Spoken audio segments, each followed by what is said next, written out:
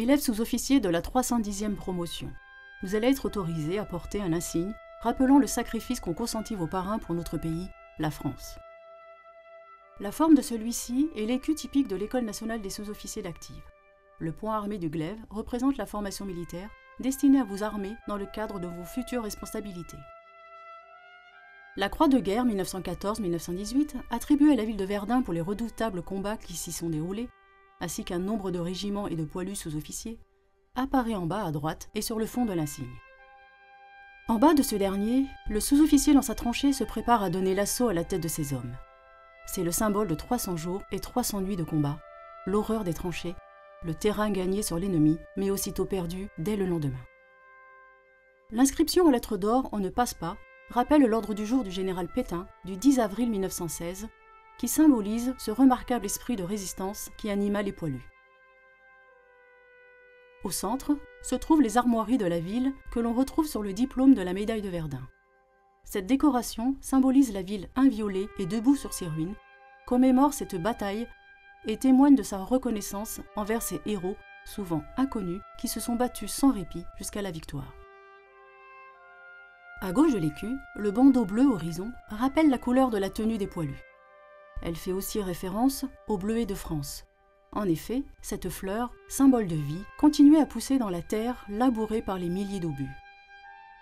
Elle est aujourd'hui synonyme du devoir de mémoire et de solidarité envers les anciens combattants et les blessés de guerre.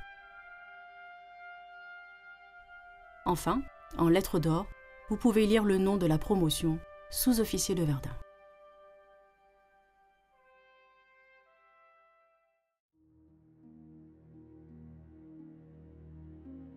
Verdun. Cette ville traversée par la Meuse n'est pour l'instant qu'une paisible ville de garnison, située à quelques kilomètres du front. Et pourtant, le lundi 21 février 1916, tout va changer. C'est à 7h15 que commença la bataille la plus sanglante de toute la Première Guerre mondiale. Soudain, 1400 canons allemands se déchaînent sur les 12 kilomètres de front enneigé au pied de la cité et surprend complètement les Français. Jamais une préparation d'artillerie n'avait atteint une telle concentration. Pendant 9 heures, 2 millions d'obus vont créer une zone de mort dans laquelle rien n'est supposé pouvoir se maintenir. C'est à tel point que la fameuse côte 304 va perdre 7 mètres de hauteur. Lundi 21 février 1916, 16h45. Les troupes d'assaut allemandes s'élancent sur la rive droite de la Meuse employant une arme aussi nouvelle que terrible, le lance-flamme. Mais lorsque l'ennemi atteint les premières lignes françaises dans le bois des corps, il est stupéfait de voir encore surgir des décombres des hommes continuant à défendre âprement chaque parcelle de leur terrain. Ce sont les chasseurs du lieutenant-colonel Drian, le fameux député écrivain. Ils se battent à 1 contre 10. Face à l'abri 17, tenu par le sergent Léger et ses chasseurs, et la tranchée numéro 16 du sergent Legrand, 2 bataillons allemands donnent l'assaut. Encerclé et à court de munitions, le sergent Léger détruit son armement et utilise ses dernières grenades jusqu'à épuisement. Malgré la perte de tous ses hommes, il tiendra sa position jusqu'à ce qu'une balle le blesse grièvement. Legrand, qui a juré de mourir plutôt que d'abandonner sa position, se bat avec 6 chasseurs et seulement 2 fusils encore en état de fonctionnement. Ces hommes voudraient se replier, mais il les exhorte en leur disant « J'ai reçu l'ordre de tenir jusqu'au bout. Nous avons des grenades et des baïonnettes. Il faut rester. » Et ils restèrent, simplement parce qu'il le fallait. Les défenseurs du bois des corps déployèrent une vaillance étonnante pendant 24 heures, et à leur image, toutes les troupes de la région fortifiée de Verdun firent de même dans cette terre ravagée qui avala des régiments entiers.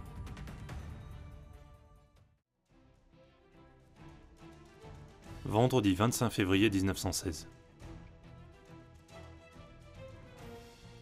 Après avoir subi le premier choc, les Français freinent la progression allemande, qui n'est malgré tout que de 8 km au bout de 4 jours.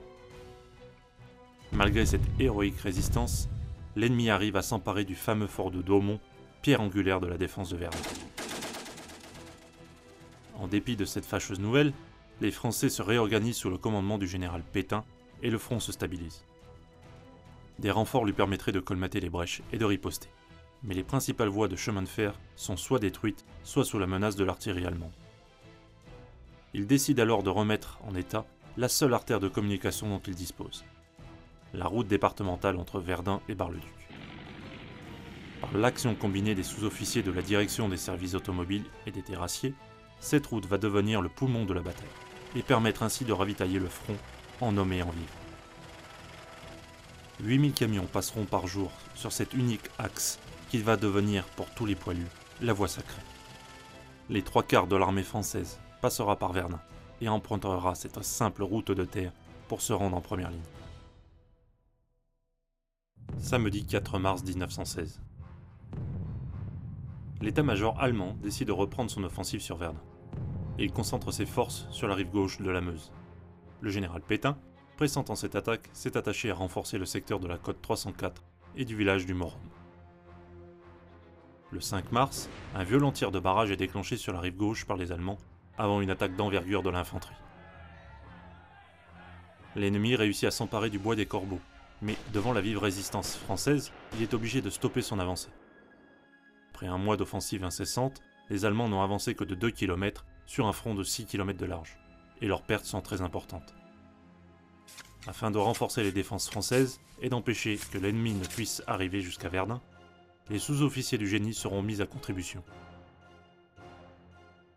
Quant aux sous-officiers de la cavalerie, leur rôle est désormais en pleine évolution. Même si certains cavaliers serviront sur les premiers autocanons et automitrailleuses, en attendant l'arrivée des premiers chars, qui pourront faire face à la puissance de feu des armements modernes, le rôle du cheval se limite peu à peu dans cette guerre de tranchées au transport.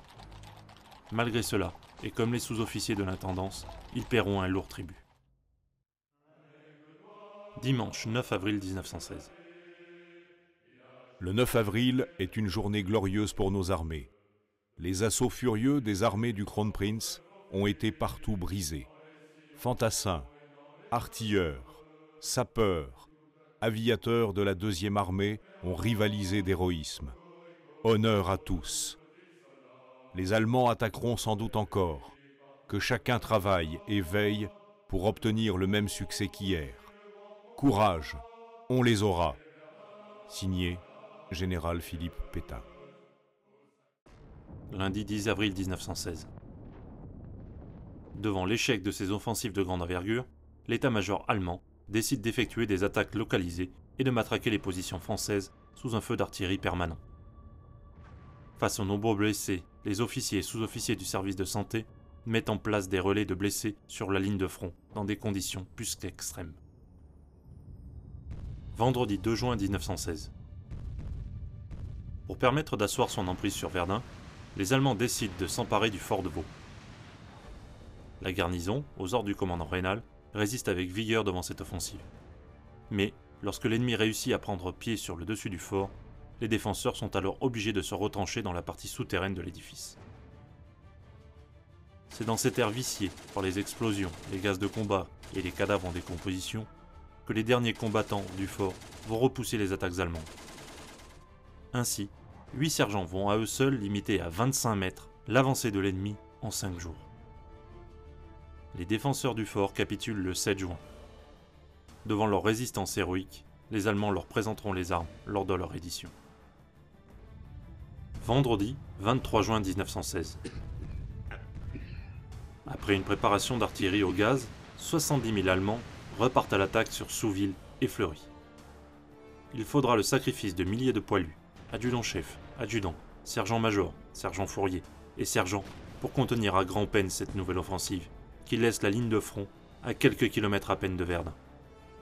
Malgré 4 contre-attaques françaises, le terrain perdu ne pourra être repris. Samedi 1er juillet 1916. Pour les Allemands, le temps presse. En effet, après 7 jours de préparation d'artillerie, une grande offensive franco-britannique a été lancée, plus au nord, sur la Somme, afin de soulager le front de Verdun. L'offensive alliée sur la Somme est difficilement contenue et faute de réserve, les Allemands ne vont pas pouvoir conserver longtemps l'initiative sur le front de Verdun.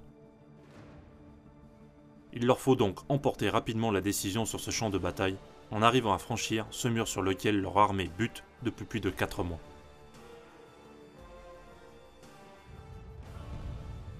Mardi 11 juillet 1916. La dernière offensive allemande débute par une intense préparation d'artillerie sur un front de 4 km avant un assaut de l'infanterie dans le secteur du fort de Souville. Lorsque l'ennemi arrive dans les fossés de celui-ci, il doit faire face à une féroce contre-attaque des 60 défenseurs du fort qui l'oblige à se replier. À l'issue de cette attaque, le bilan est accablant pour les Allemands. Les 2/3 des troupes engagées sont hors de combat et aucun des objectifs fixés ne sont atteints. Devant faire face à l'offensive de la Somme, l'état-major allemand retire du secteur de Verdun plusieurs divisions. L'initiative passe définitivement du côté français et la résistance du fort de Souville a sauvé Verdun.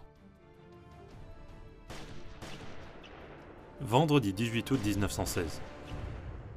Le village de Fleury, qui a changé 18 fois de main en un mois, est définitivement conquis par les poilus, permettant ainsi d'envisager la reprise de la pierre angulaire de Verdun, le fort de Douaumont.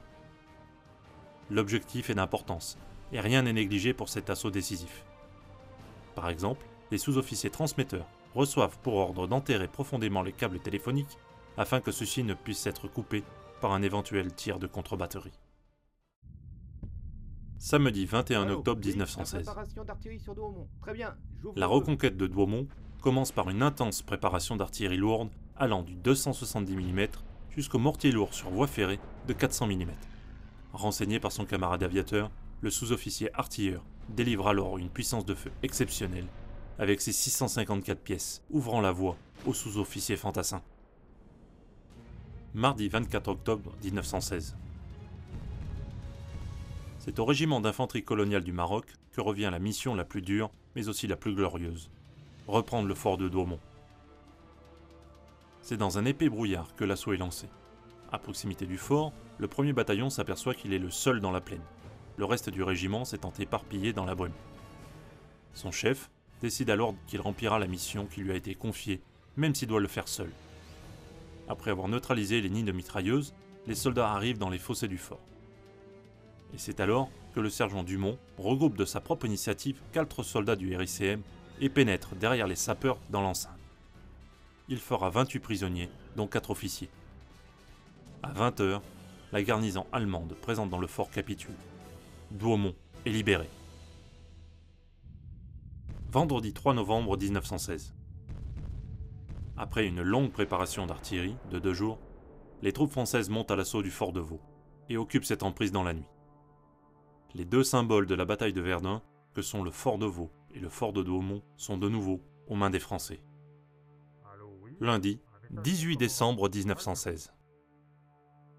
Une ultime offensive française permet de repousser les Allemands sur un front voisin de ce qu'il était avant la bataille de Verdun sur la rive droite.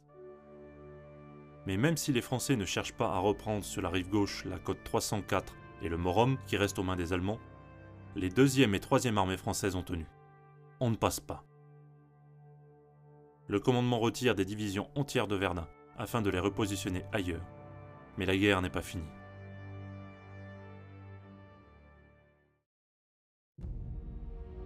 Plus longue et plus dévastatrice que les autres batailles de la Première Guerre mondiale, avec ses 710 000 morts, disparus ou blessés, 378 000 Français et 332 000 Allemands, Verdun apparaît comme le lieu d'une des batailles les plus inhumaines auxquelles l'homme se soit livré.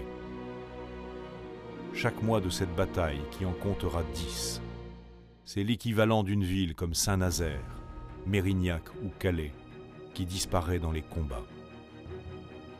Des villages entiers seront rayés de la carte et 9 d'entre eux seront déclarés morts pour la France.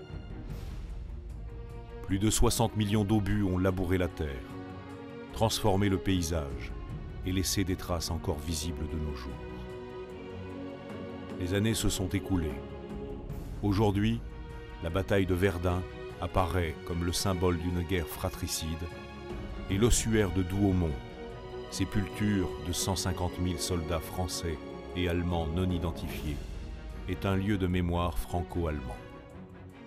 Le nom de sous-officier de Verdun a été donné à une promotion d'élèves de l'École nationale des sous-officiers d'active afin de commémorer la plus marquante des batailles de France, mais aussi rendre un hommage particulier aux milliers de sous-officiers français et issus des colonies qui sont passés par l'enfer de Verdun.